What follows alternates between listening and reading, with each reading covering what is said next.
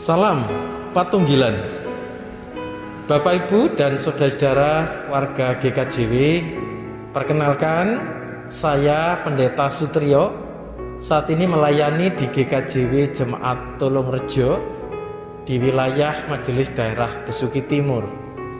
GKJW Jemaat Tulungrejo berada di Dusun Tulungrejo, Desa Tulungrejo, Kecamatan Glenmore, Kabupaten Banyuwangi.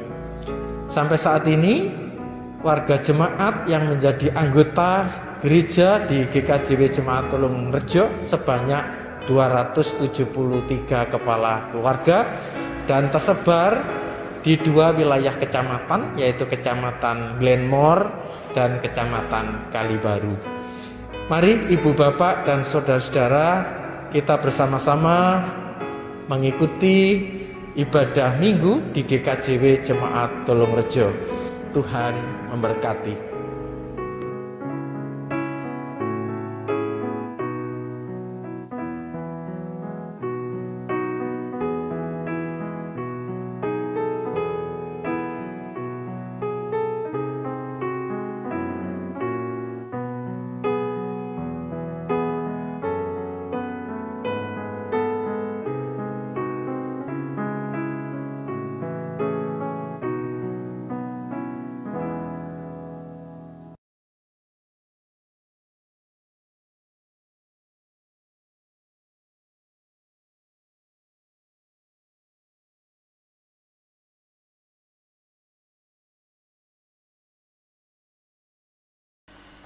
Salam Patunggilan. Kami atas nama Majelis Jemaat GKJW Tulungrejo Besuki Timur mengucapkan selamat hari Minggu, selamat bertemu kembali dalam ibadah hari ini. Ibadah Minggu hari ini masih menggunakan tata ibadah khusus sehubungan dengan situasi dan kondisi pandemi COVID-19.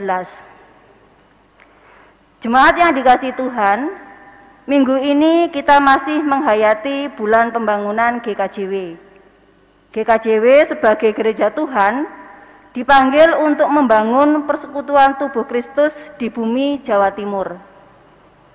Ada kalanya upaya membangun persekutuan tubuh Kristus ini mengalami tantangan dan pencobaan.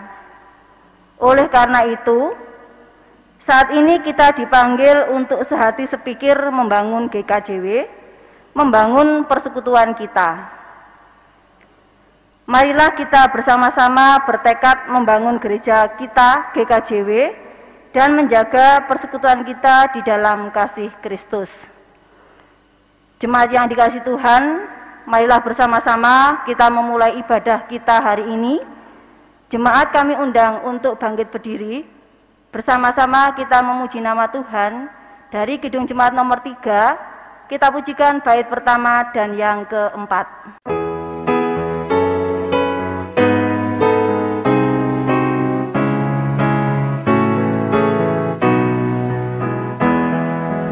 Kami puji dengan riang Engkau Allah yang besar. Bagai bunga terima kasih yang hati kami puji.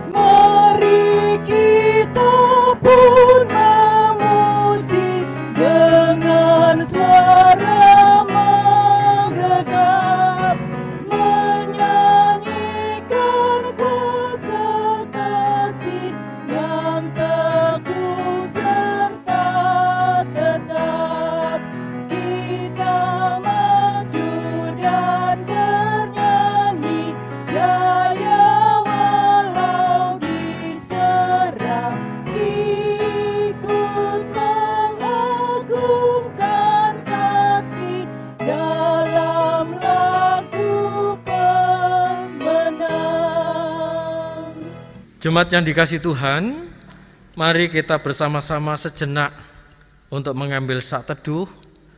Mari kita menenangkan pikiran kita masing-masing dan kita menyadari keberadaan Tuhan di dalam ibadat ini. Dan mari kita bersama-sama dalam hati kita mengucap demikian. Ibadah minggu dalam bulan pembangunan GKJW saat ini kita lakukan di dalam nama Allah Bapa yang menciptakan langit dan bumi, yang tidak pernah meninggalkan pekerjaan tangannya dan yang kekal kasih setianya. Kasih karunia dan damai sejahtera dari Allah Bapa dan Tuhan Yesus Kristus senantiasa menyertai saudara-saudara. Amin. Jemaat dipersilahkan duduk kembali. Jemaat yang dikasihi Tuhan, tema liturgis ibadah minggu dalam bulan pembangunan GKJW saat ini adalah bersedia, berkarya, dan bersinergi membangun GKJW sebagai perwujudan taat kepada Allah.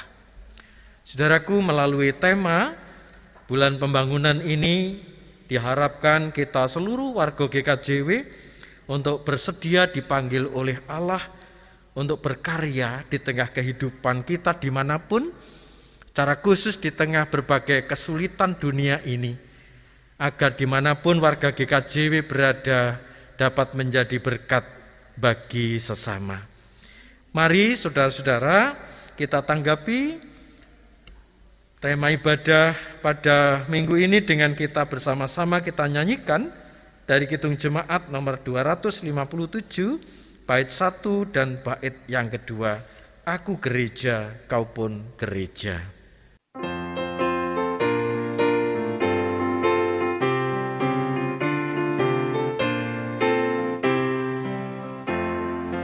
Aku gereja, kau pun gereja, kita sama-sama gereja dan pengikut Yesus di seluruh dunia, kita sama-sama gereja. Gereja bukanlah gedungnya dan bukan pula menaranya.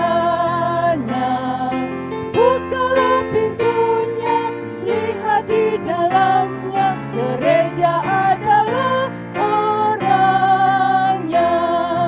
Aku gereja, kau pun gereja, kita sama-sama gereja dan pengikut Yesus di seluruh dunia, kita sama-sama gereja.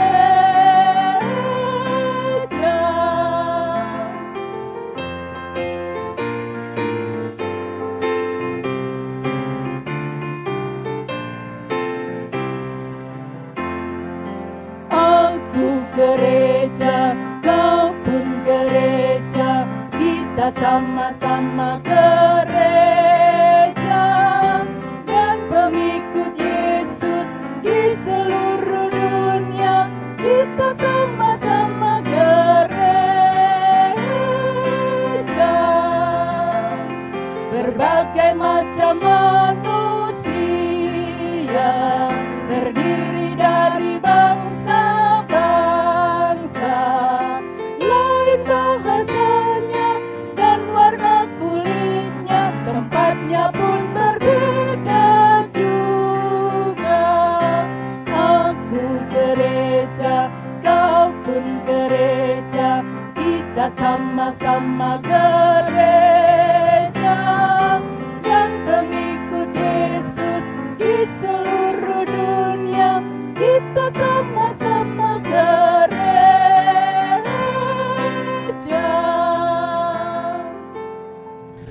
Jemaat yang dikasihi Tuhan, ada nats firman Tuhan yang demikian tertulis di dalam Yehezkiel 14 ayat 6b. Beginilah firman Tuhan Allah, bertobatlah dan berpalinglah dari berhala-berhalamu, dan palingkanlah mukamu dari segala perbuatan-perbuatanmu yang keji. Jemaat yang dikasihi Tuhan, jika kita melihat bercermin dalam diri kita masing-masing, menghayati apa yang disampaikan oleh Nabi Yesial ini, tentu ayat ini juga mengingatkan kepada kita semua bahwa sejatinya dalam hidup kita ini juga sering berpaling dari hadapan Tuhan. Dan kita sering hanya memalingkan diri kita sendiri melalui kekuatan, kepandaian kita, mungkin jabatan atau kekayaan, atau mungkin karena karir dan lain sebagainya.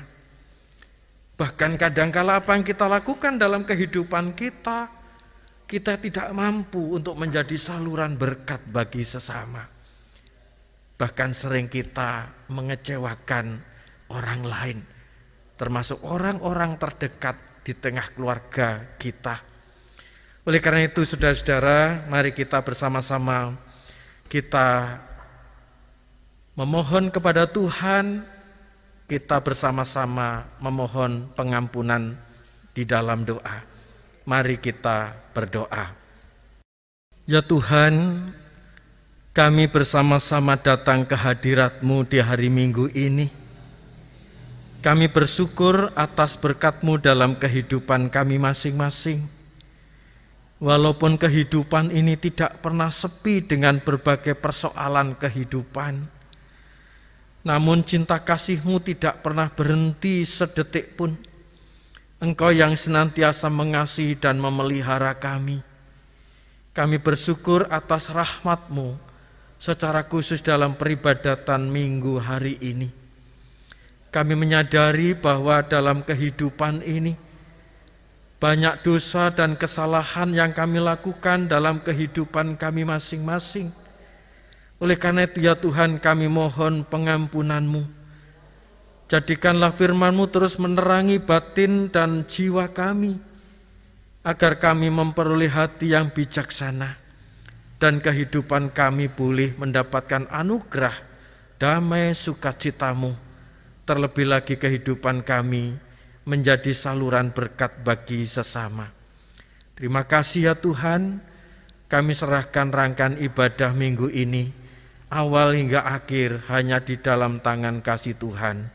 Di dalam nama Tuhan Yesus kami memohon. Amin. Jemaat yang dikasihi Tuhan, Allah kita adalah Allah yang Maha Kasih dan Maha Pengampun. Barang siapa yang datang kepada Tuhan dengan tulus hati, Tuhan juga akan mengampuni kita. Berita anugerah bagi kita saat ini, kita bersama-sama akan baca dari surat Rasul Paulus ke jemaat Roma. Kita akan baca surat Roma pasal yang keempat ayat 7 dan 8. Demikian, Roma 4 ayat 7 dan 8. Berbahagialah orang yang diampuni pelanggaran-pelanggarannya dan yang ditutupi dosa-dosanya. Berbahagialah manusia yang kesalahannya tidak diperhitungkan Tuhan kepadanya. Demikian saudara-saudara berita sukacita bagi kita. Mari kita bersama-sama kita responi berita anugerah ini dengan kita menyanyikan Kidung Jemaat nomor 383, bait yang pertama dan kedua, Sungguh Indah Kabar Mulia.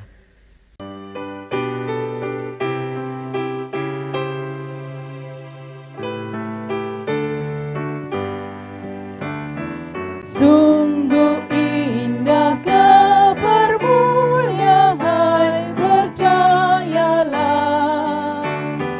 Yesus Kristus tak berubah selama-lamanya. Darahnya tetap menghapus dosa dan celah. Dia hibur yang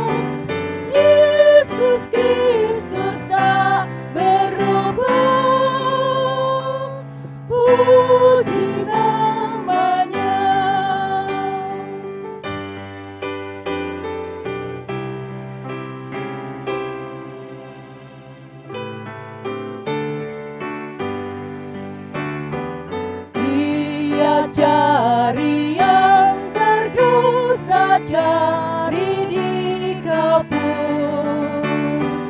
Datanglah, rendahkan hati, serahkan dirimu.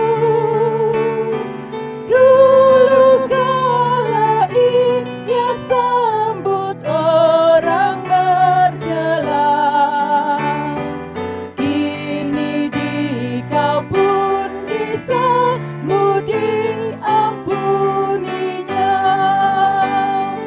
Baik kemarin, hari ini, selama-lamanya. Yesus Kristus tak berubah, puji namanya, puji namanya, puji namanya. Yesus Kristus tak berubah, puji namanya.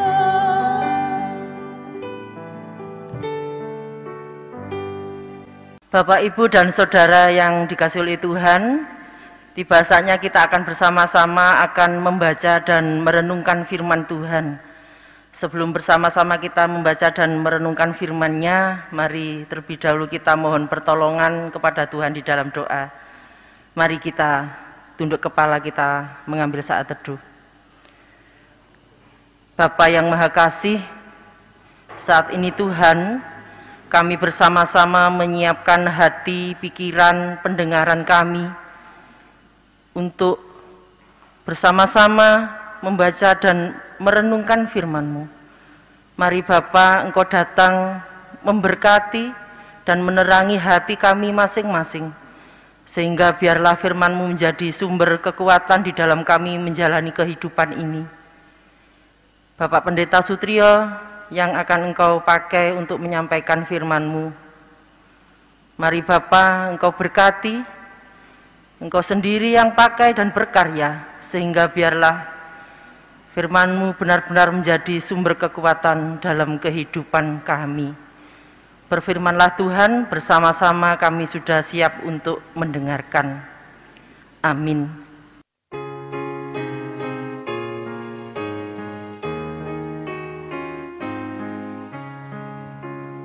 Bersabdalah Tuhan, kami mendengarkan. Bersabdalah Tuhan, kami mendengarkan. Bapak, Ibu, dan Saudara yang dikasihi oleh Tuhan, bacaan kita pada saat ini diambil dari Injil Yohanes 6 ayatnya yang ke-56 sampai dengan 69. Demikian firman Tuhan tertulis.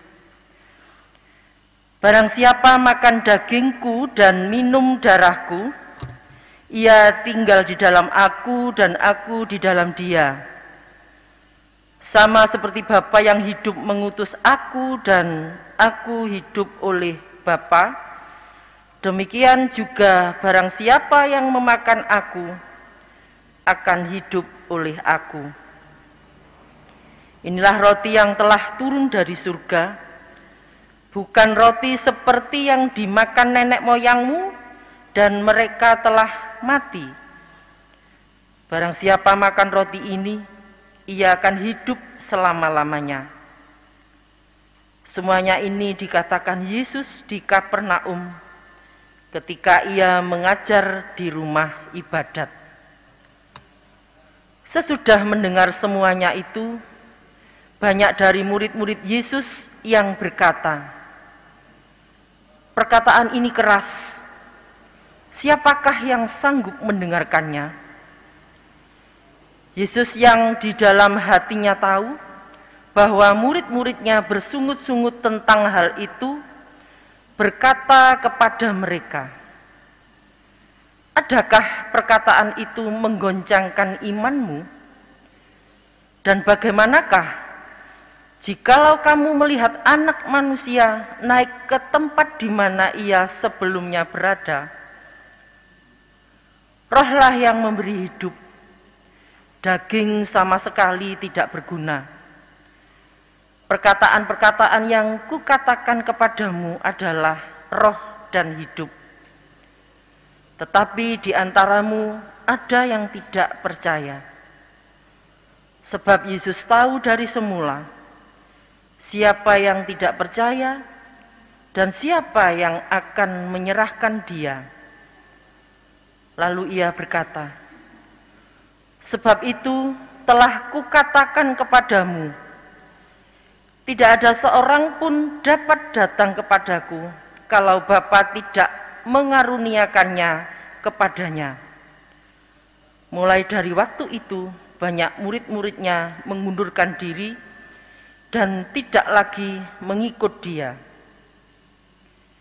Maka kata Petrus kepada ke-12 muridnya, apakah kamu tidak mau pergi juga? Jawab Simon Petrus kepadanya, Tuhan, kepada siapakah kami akan pergi? Perkataanmu adalah perkataan hidup yang kekal. Dan kami telah percaya dan tahu bahwa Engkau adalah yang kudus dari Allah. Sampai di sini pembacaan firman Tuhan.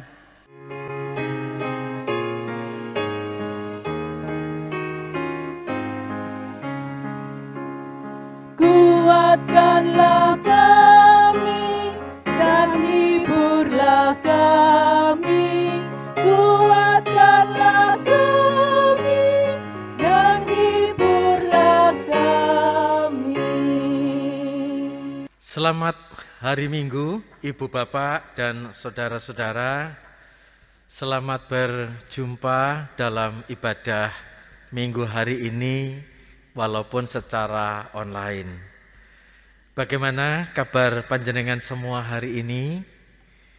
Saya berharap semuanya baik. Dan mungkin jika di antara kita saat ini masih ada yang menjalani perawatan kesehatan karena sakit, atau mungkin ada yang masih harus isoman, Ibu Bapak dan saudara-saudara, semoga kita tetap sabar, tetap semangat Ibu Bapak dan saudara-saudara. Dan saya kira semangat itu penting untuk kita semua. Sebab hati yang gembira adalah obat yang manjur. Demikian firman Tuhan mengajari kita semua. Nah, Ibu Bapak dan saudaraku yang terkasih di dalam Tuhan, bahwa dengan kesabaran, dengan semangat, semoga imun yang di dalam tubuh kita ini semakin membaik, sehingga kondisi panjenengan semua yang saat ini mungkin masih harus menjalani isoman, imunnya semakin baik dan segera pulih kembali. Ibu Bapak dan saudara-saudara, hidup ini memang penuh dengan tantangan dan cobaan. Bahkan kadangkala tantangan dan cobaan itu datang silih berganti, yang kadangkala tidak kita sangka, kita duga bisa terjadi. Seperti COVID-19 atau Corona ini sejak mewabah di awal tahun 2020, saudara-saudara, siapa menduga bahwa COVID-19 ini benar-benar mengubah kehidupan kita semua.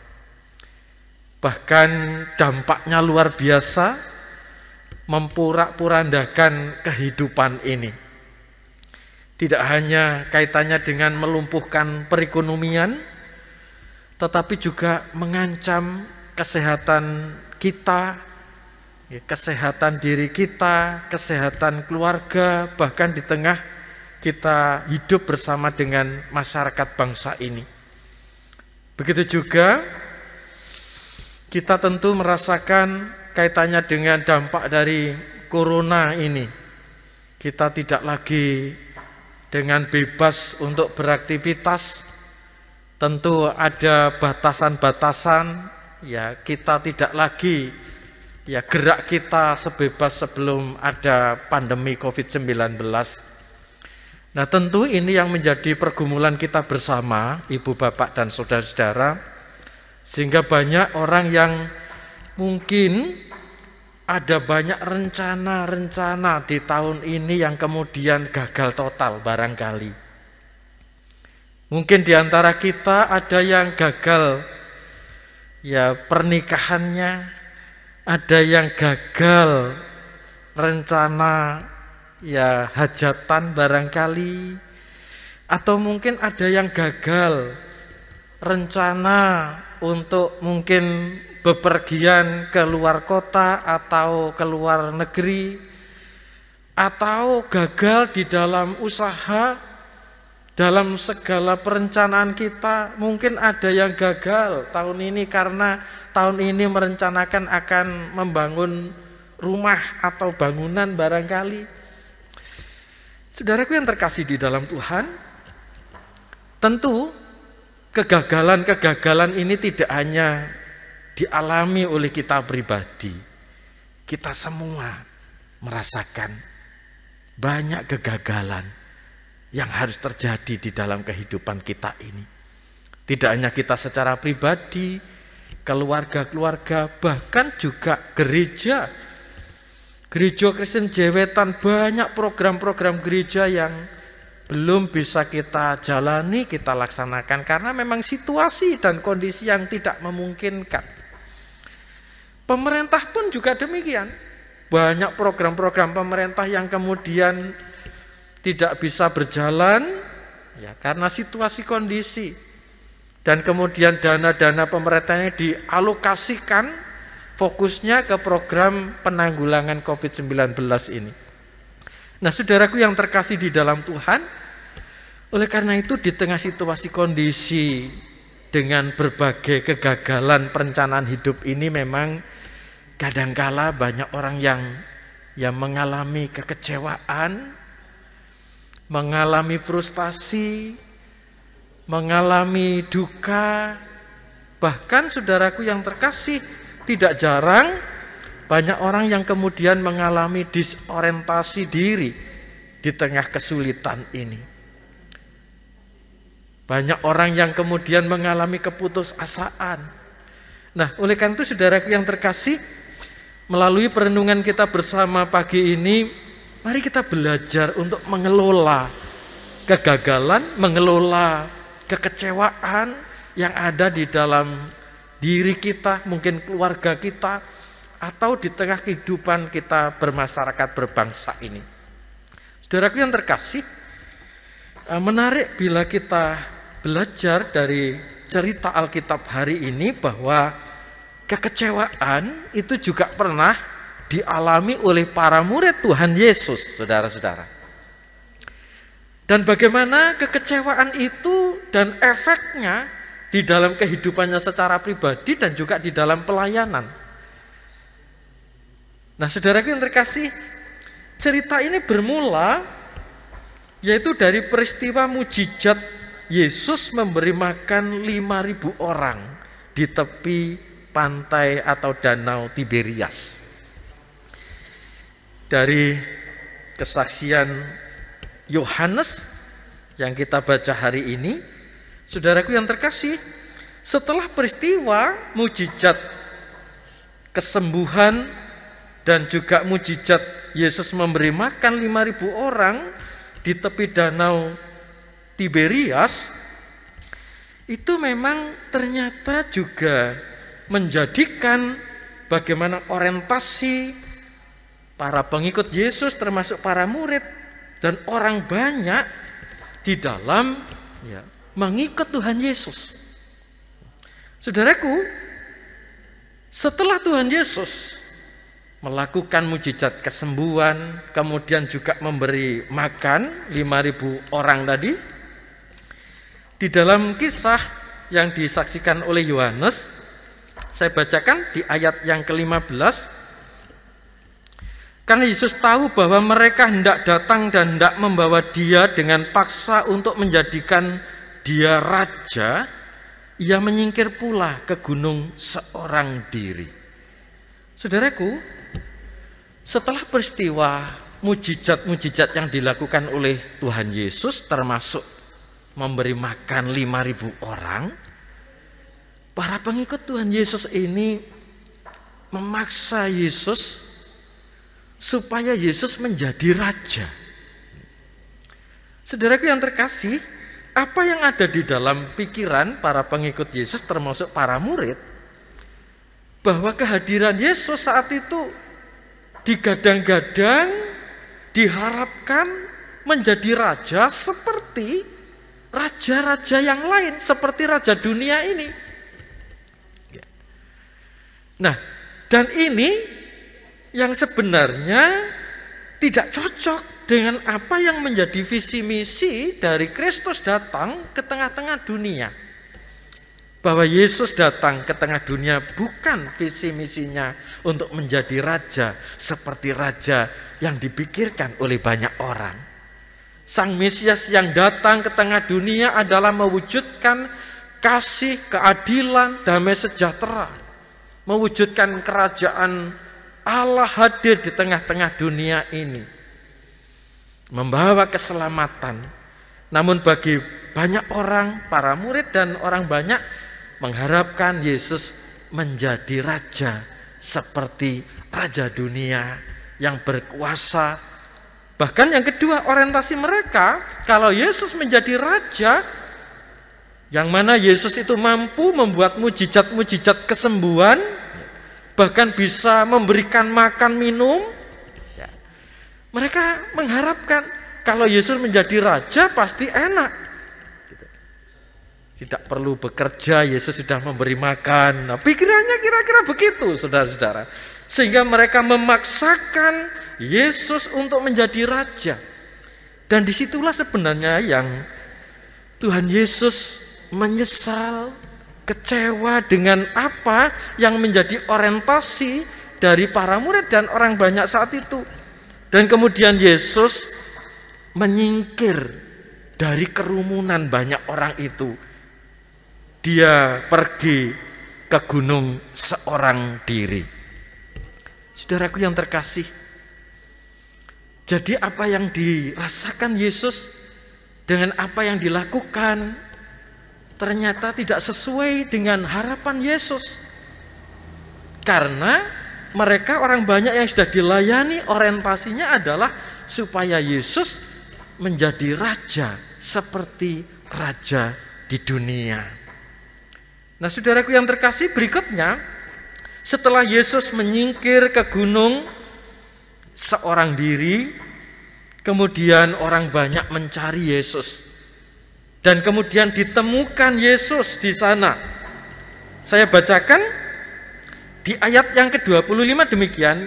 Ketika orang banyak menemukan Yesus di seberang laut itu, mereka berkata kepadanya, "Rabi, bila mana engkau tiba di sini?"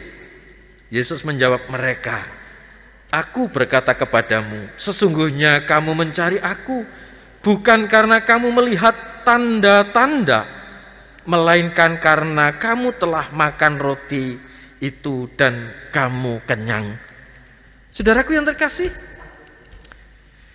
cerita ini ketika ditemukan setelah orang banyak mencari Yesus, ternyata Yesus berada di seberang laut dan sendirian di sana. Mereka mengatakan, "Rabi, bila mana engkau tiba di sini?" Kalau dibahasakan dengan bahasa kita, kami semua sudah mencari, tapi engkau di sini. Menyalahkan Yesus berada di sana. Saudaraku yang terkasih, tetapi apa yang dijawab oleh Yesus, dikatakan Yesus. Yesus menjawab mereka, "Aku berkata kepadamu, sesungguhnya kamu mencari aku, bukan karena kamu melihat tanda-tanda, melainkan kamu telah makan roti dan kamu menjadi kenyang." Jadi orientasi mereka, Yesus tahu, mencari Yesus itu bukan melihat tanda-tanda tentang keilahian Yesus, tentang kealahan Yesus. Tidak. tetapi orientasi mereka adalah supaya kenyang. Jadi orientasinya adalah hanya masalah perut saja, saudara-saudara. Dan itu sebenarnya yang menjadi keprihatinan bagi Tuhan Yesus. Nah, saudaraku yang terkasih, kemudian Tuhan Yesus juga menjelaskan tentang visi, misi kehadirannya di tengah dunia, yaitu dengan menyampaikan, akulah roti hidup yang telah turun dari sorga. Artinya, visi misi Yesus datang ke dunia ini bukan hanya memberi makan roti seperti yang dimakan oleh nenek moyang mereka, yang hanya mengenyangkan perut saja, tidak. Tetapi adalah roti dari surga, yaitu adalah firman Allah. Roti dari surga adalah Allah sendiri yang datang di tengah-tengah dunia menjadi juru selamat dunia ini. Namun apa kata mereka ketika Yesus mengatakan, barang siapa makan dagingku dan minum darahku, di ayat 56, ia tinggal di dalam aku dan aku di dalam dia, sama seperti Bapa yang hidup mengutus aku dan aku hidup oleh Bapa. Demikian juga barang siapa yang memakan aku hidup oleh aku. Inilah roti yang telah turun dari surga, bukan roti seperti yang dimakan nenek moyangmu dan mereka telah mati. Barang siapa makan roti ini, ia akan hidup selama-lamanya. Saudaraku, tetapi setelah Yesus mengatakan demikian, di ayat berikutnya, sesudah mendengar semuanya itu, banyak dari murid-murid Yesus yang berkata, perkataan ini keras. Siapakah yang sanggup mendengarkannya? Yesus yang dalam hatinya tahu bahwa murid-muridnya bersungut-sungut tentang hal itu, berkata kepada mereka, adakah perkataan itu menggoncangkan imanmu? Saudaraku yang terkasih, jadi ketika Yesus menyampaikan tentang roti hidup dari surga yang adalah dirinya sendiri, tetapi saudaraku yang terkasih, mereka tidak seperti yang mereka harapkan. Sebab saudara-saudara, mereka tidak percaya bahwa Yesus adalah Sang Mesias. Bahkan di ayat yang 41 sampai 42 dikatakan demikian, maka bersungut-sungutlah orang Yahudi tentang dia, karena ia telah mengatakan, akulah roti yang telah turun dari surga, kata mereka. Bukankah ia ini anak Yesus, anak Yusuf, yang ibu bapaknya kita kenal? Nah, saudaraku yang terkasih, jadi walaupun mereka telah melihat mujizat yang dilakukan oleh Tuhan, tetapi mereka tidak percaya bahwa Yesus adalah Sang Mesias. Tadi dia mengatakan, bukankah dia ini adalah anak Yusuf dan Maria yang kita kenal? Saudaraku yang terkasih, jadi inilah sebenarnya yang menjadi keprihatinan bagi Tuhan Yesus. Lalu apa yang terjadi, saudara-saudara? Karena mereka tidak percaya. Kemudian diceritakan di ayat yang ke-66, mulai dari waktu itu banyak murid-muridnya mengundurkan diri dan tidak lagi mengikut dia. Saudaraku yang terkasih, ini sesuatu yang memprihatinkan. Kalau mereka kemudian mengundurkan diri dari Yesus, apa sebenarnya terjadi? Jadi apa yang menjadi orientasi mereka dari Gusti itu sebenarnya adalah bukan sebuah keyakinan bahwa dia adalah Tuhan, Sang Mesias, tetapi mengharapkan Yesus seperti raja dunia, yang harapannya ketika Yesus menjadi raja itu untuk kepentingan dirinya, supaya dia kenyang, dia hidupnya ya kecukupan seperti itu. Tetapi visi misi Yesus tidak demikian, bukan untuk kepentingan pribadi, tetapi untuk kepentingan dunia, keselamatan bagi dunia. Saudaraku yang terkasih, berikutnya adalah Dalam cerita ini kemudian Yesus mengatakan, maka kata Yesus kepada ke-12 muridnya, apakah kamu tidak mau pergi juga? Jawab Simon Petrus kepadanya, Tuhan, kepada siapakah kami akan pergi? Perkataanmu adalah perkataan hidup yang kekal. Dan kami telah percaya dan tahu bahwa Engkau adalah yang kudus dari Allah. Saudaraku yang terkasih, hanya Simon Petrus satu-satunya yang tidak meninggalkan Yesus. Karena Simon Petrus percaya bahwa dia adalah yang kudus dari Roh Allah. Saudara-saudara yang dikasihi Tuhan, mungkin di antara kita banyak yang mengalami kegagalan, kekecewaan, penderitaan, atau mungkin yang saat ini masih sedang dalam perawatan kesehatan yang belum sembuh, harus mengalami isolasi mandiri barangkali. Nah, saudaraku yang terkasih, memang kita diuji dalam kondisi ini. Apakah kita masih mampu mengelola keadaan ini, ujian ini? Kita diajari untuk bisa mengelola dengan kesabaran, dengan hikmat, agar di tengah kondisi ini kita tidak mengalami disorientasi diri seperti para murid. Ketika apa yang diharapkan tidak sesuai dengan kenyataan, lalu mengalami disorientasi, bahkan yang terjadi kemudian meninggalkan Tuhan Yesus. Oleh karena itu saya kira apa yang kita jadikan perenungan hari ini, justru di sanalah dibutuhkan iman percaya kita kepada Tuhan. Sebab Tuhan adalah Sang Mesias yang datang menjadi juru selamat. Apa yang bisa kita lakukan di tengah kondisi yang sulit saat ini? Yang pertama, kita belajar sabar, dan sabar. Kecewaan, kalau berbicara tentang kekecewaan, semua pasti kecewa ketika semua rencana-rencana kita gagal. Tetapi ketika kita tidak bisa mengelola kegagalan, kekecewaan, itu dampaknya pasti akan besar. Imun kita akan semakin menurun. Karena kalau orang itu dirundung kekecewaan, bahkan yang terjadi kan hanya marah-marah, menyalahkan orang lain, kadang menyalahkan pemerintah. Hal semacam ini yang kemudian menjadikan imun kita tidak akan menjadi baik, malah menurun. Dan kemudian ya bisa di tengah situasi COVID ini, kalau tubuh kita imunnya lemah, ya pasti kita akan kalah.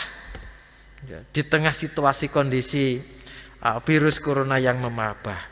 Oleh karena itu mari kita mengelola batin kita. Hidup ini sebenarnya tidak hanya tentang makanan yang mengenyangkan perut seperti yang dikatakan Tuhan Yesus, tetapi juga secara rohani. Iman kita ini sangat penting. Karena iman kita ini yang menjanjikan kekekalan hidup. Tuhan Yesus memberkati. Amin. Haleluya,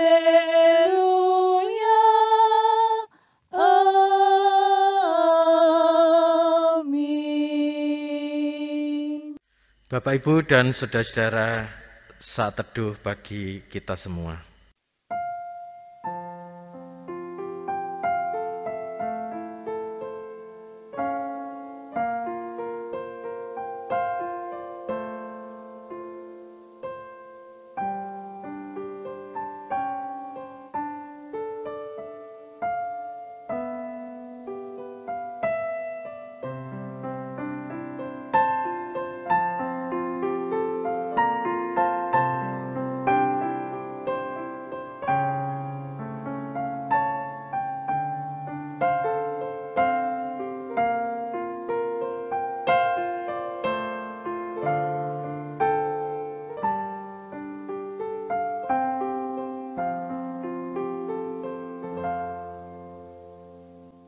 Bapak, Ibu, dan Saudara yang terkasih, kami undang untuk bangkit berdiri. Mari kita bersama-sama mengungkapkan pengakuan iman rasuli. Aku percaya kepada Allah Bapa yang Maha Kuasa, Khalik langit dan bumi, dan kepada Yesus Kristus, anaknya yang tunggal Tuhan kita, yang dikandung daripada Roh Kudus, lahir dari anak darah Maria, yang menderita di bawah pemerintahan Pontius Pilatus, disalibkan, mati, dan dikuburkan, turun dalam kerajaan maut. Pada hari yang ketiga, bangkit pula dari antara orang mati, naik ke surga, duduk di sebelah kanan Allah Bapa yang Maha Kuasa, dan akan datang dari sana untuk menghakimi orang yang hidup dan yang mati. Aku percaya kepada Roh Kudus, gereja yang kudus dan am, persekutuan orang kudus, pengampunan dosa, kebangkitan daging, dan hidup yang kekal. Amin. Jemaat, saya persilahkan duduk kembali. Mari kita bersama-sama masuk dalam doa syafaat. Bapa, kami bersyukur kepadamu atas pertolongan Tuhan di dalam peribadatan minggu hari ini. Kiranya puji-pujian yang kami naikkan kepada Tuhan menjadi kemuliaan bagi nama Tuhan. Dan firman-Mu yang telah kami dengar, kami renungkan bersama, kiranya menjadi kekuatan bagi kami, menjadikan pencerahan dalam kehidupan kami di tengah berbagai persoalan yang terjadi. Kami memohon pertolongan-Mu, kiranya Tuhan senantiasa memberikan kekuatan, hikmat, dan akal budi bagi setiap kami. Khususnya bagi saudara-saudara kami yang mengalami berbagai pergumulan di dalam kehidupannya. Mari Tuhan, Kau sendiri yang hadir, memberikan kekuatan, pengharapan di tengah kecemasan dan kekecewaan yang terjadi dalam kehidupan ini. Berbagai kegagalan dan kekecewaan yang harus terjadi di tengah kehidupan kami masing-masing.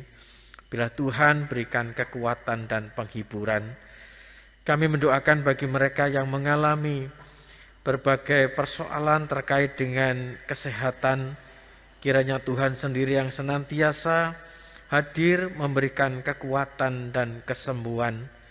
Kami berdoa bagi saudara-saudara kami yang mengalami kesulitan secara ekonomi, kiranya Tuhan senantiasa menolong, Tuhan memberkati setiap upaya dan usaha yang mereka kerjakan, kiranya menjadi sarana bagi kecukupan kebutuhan hidup sehari-hari.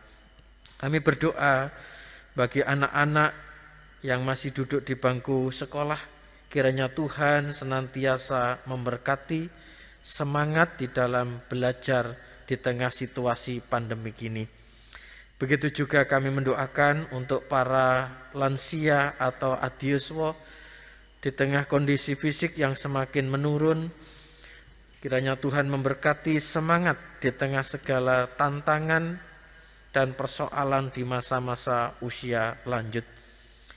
Kami juga berdoa secara khusus bagi warga dan saudara-saudara kami yang mengalami sakit penyakit dan terpapar COVID-19 dimanapun, termasuk bagi mereka yang saat ini sedang melakukan isoman. Kiranya Tuhan hadir, memberkati, Tuhan memberikan kekuatan dan kesembuhan. Tuhan, kami juga berdoa bagi pemerintah bangsa ini dalam upaya pencegahan penyebaran COVID-19. Kiranya Tuhan memberkati melalui berbagai program pemerintah dalam pencegahan ini. Kiranya Tuhan memberkati agar melalui program pencegahan ini, negeri kami ini segera terbebas dari COVID-19. Kami juga berdoa bagi gerejamu di dalam pelayanan, dimanapun GKJW melakukan kegiatan-kegiatan pelayanan di Jawa Timur ini, kiranya senantiasa Tuhan berkati. Kami mendoakan para pejabat gereja, baik itu pendeta, penatua, diaken, badan-badan pembantu majelis jemaat, majelis daerah, dan majelis agung Gereja Kristen Jewetan. Kiranya Tuhan memberkati hamba-hambamu ini, agar melalui pelayanan dimanapun dapat menjadi sarana bagi perwujudan karya Tuhan. Terima kasih ya Tuhan, kami bersama-sama menyerahkan kehidupan kami hanya di dalam nama Tuhan Yesus yang mengajar kami berdoa demikian.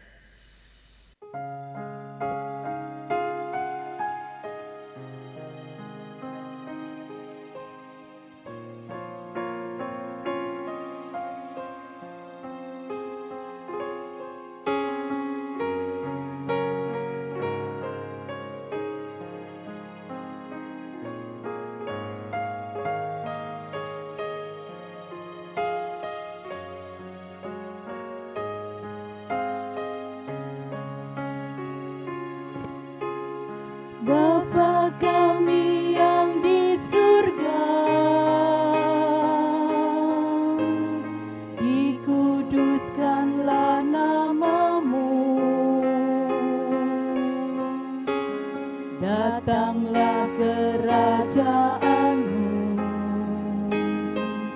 jadilah kehendak-Mu di bumi seperti yang di surga.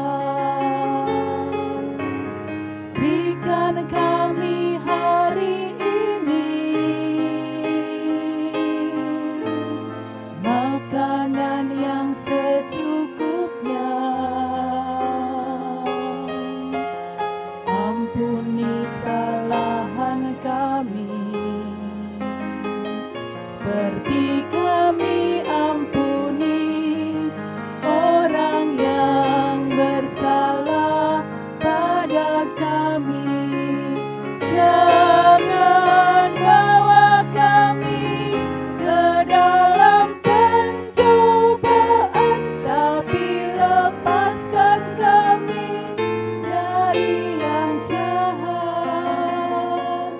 Karena Engkau punya kerajaan dan kuasa, kemuliaan selamanya. Amin. Amin.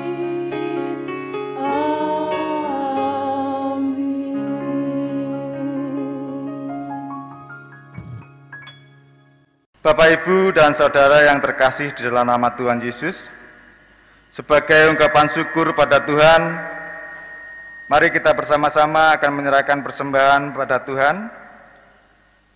Sebagai dasar kita menyerahkan persembahan, terambil dari kitab Mazmur pasal 96 ayat 8. Begini firman Tuhan: berilah kepada Tuhan kemuliaan namanya, bawalah persembahan dan masuklah ke pelatarannya. Amin.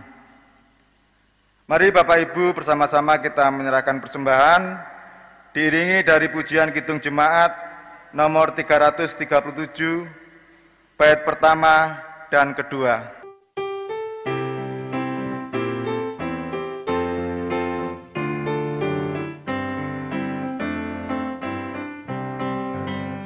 Betapa kita tidak bersyukur, bertanah air kaya dan subur, lautnya luas, gunungnya megah, menghijau padang bukit dan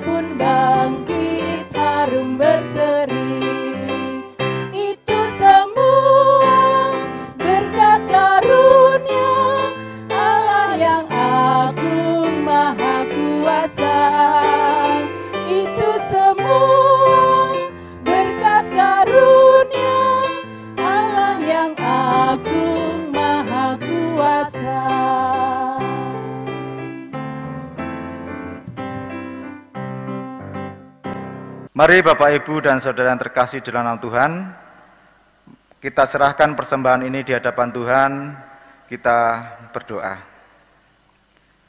Bersama-sama kami datang kembali ke hadirat-Mu Tuhan. Sungguh kami mengucap syukur dan terima kasih atas penyertaan Tuhan di dalam kami membangun peribadatan pada saat ini. Dan kami saat ini juga telah mengumpulkan persembahan, kiranya Tuhan berkati, sucikan, sehingga persembahan ini boleh menjadi sarana di dalam kami membangun persekutuan. Dan semuanya itu hanya untuk kemuliaan Tuhan. Dan pada saat ini juga kami akan undur dari peribadatan pada saat ini. Kiranya Tuhan senantiasa menyertai di dalam kehidupan kami masing-masing. Inilah Tuhan seluruh doa kami, semuanya hanya kami serahkan di dalam tangan kuasa Tuhan Yesus. Amin. Jemaat yang dikasih Tuhan, mari kita akhiri peribadatan minggu ini.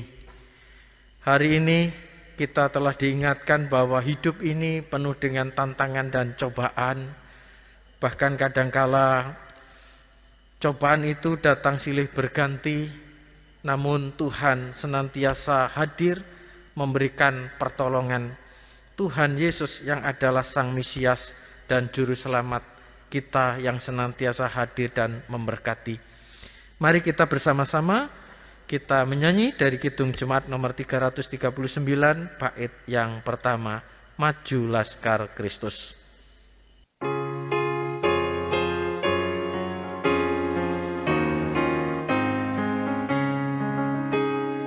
Maju laskar Kristus, lawan kuasa gelap.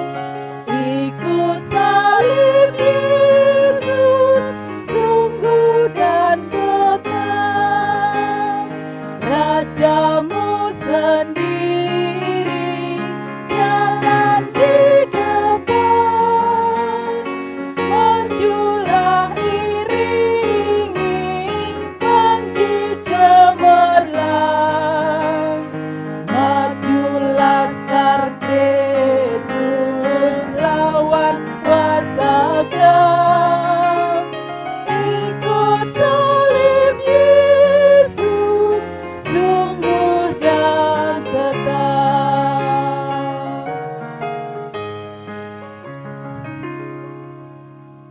Mari kita bersama-sama kita menerima berkat dari Tuhan melalui hamba-Nya.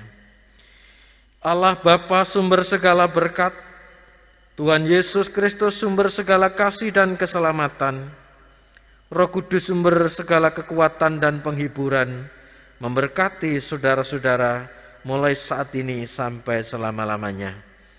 Amin.